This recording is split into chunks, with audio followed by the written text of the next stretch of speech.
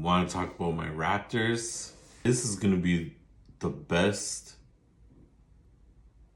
worst team to watch ever. They're so fun to watch. I don't care what anyone says, what any Raptors fans say. This team is going to be fun to watch all year. It's going to be a dignified tank. I don't care if they get Cooper Flag.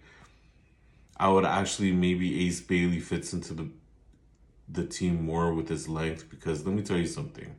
I've been seeing a lot of good articles, positive articles about Yak now that he's, putting up numbers. He looks good. If you guys are obviously paying attention, the Cavs are killing it this year and they have Twin Towers. Jared Allen and Evan Mobley are a problem. So my whole question is, why would, if you're a Raptors fan, ever propose getting rid of Yak? Why? I don't care if he's 29 and doesn't fit into this so-called timeline that everyone talks about. Every championship team needs a veteran presence, okay? Yak should never be under consideration for a trade. I would as soon as trade Kelly Olynyk and Bruce Brown before you trade Jakob. Like 18 and 12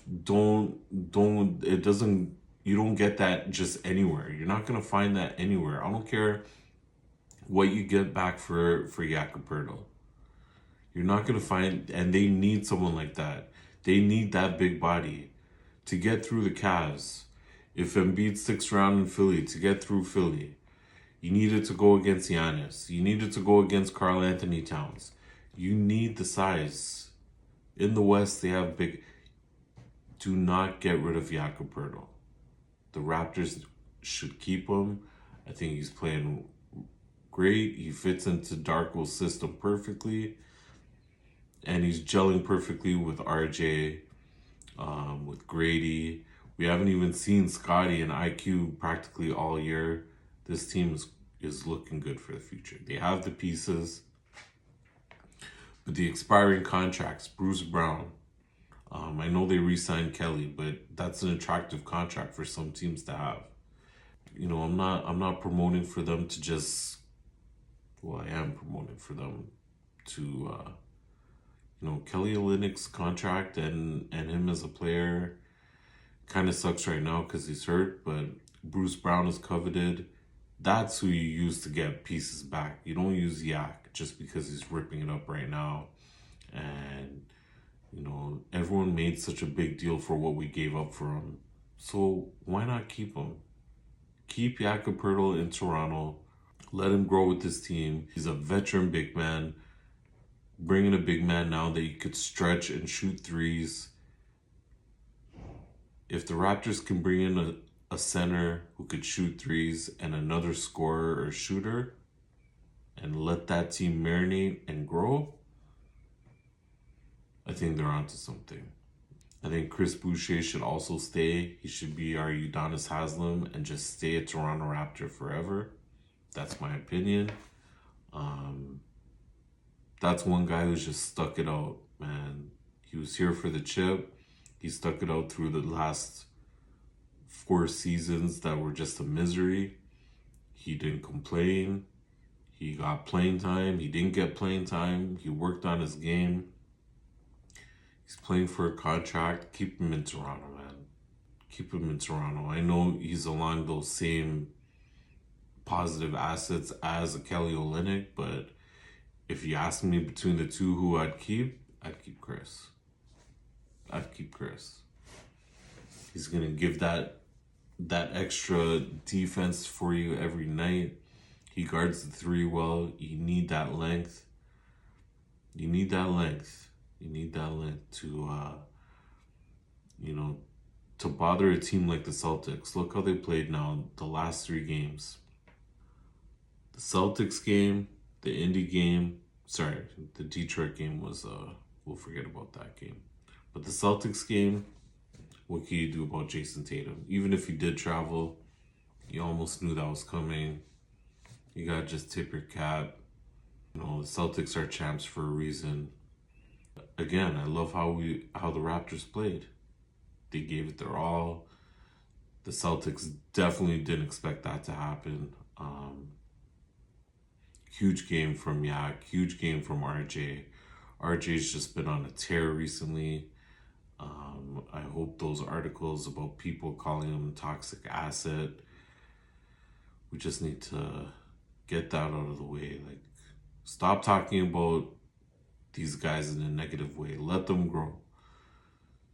Let them grow as a team. Let them develop. And I wouldn't even be surprised if it's playoffs next year. And I don't care if they sneak in. That's what the championship team did for 5 years. It's a process, man. It's a whole method to this madness. You can't just look at OKC, how good they are. It's still going to end up looking like 5-year, 6-year process before they raise a Larry O'Brien. Even with how good their team is right now. So let the Raptors do the same thing. Let this team grow. Let them build. They're looking so amazing. RJ's playing so free in this system with Darko. He said it when he got here last year, that the system, he saw Darko's system and he knew right away that it was going to be different. And he's shown it from last year and the start of this season now. He's shown it. I read an article this morning about the Raptors missed out when they traded Pascal to Indy on Ben Mathurin. Like, give it up, man. Why would you even say that? Why would you say, like, why would anyone write about that?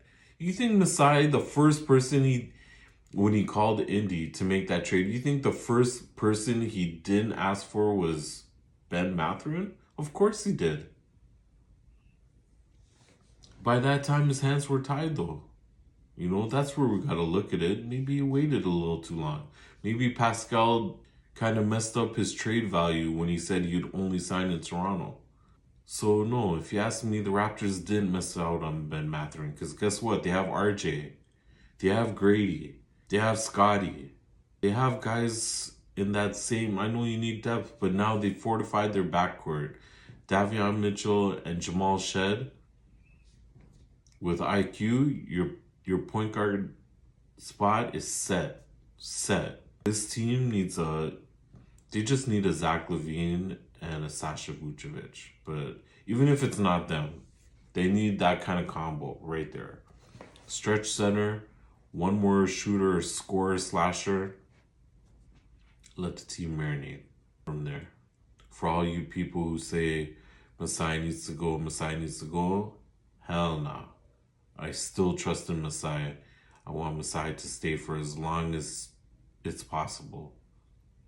That's one executive in Toronto that he should write his own ticket.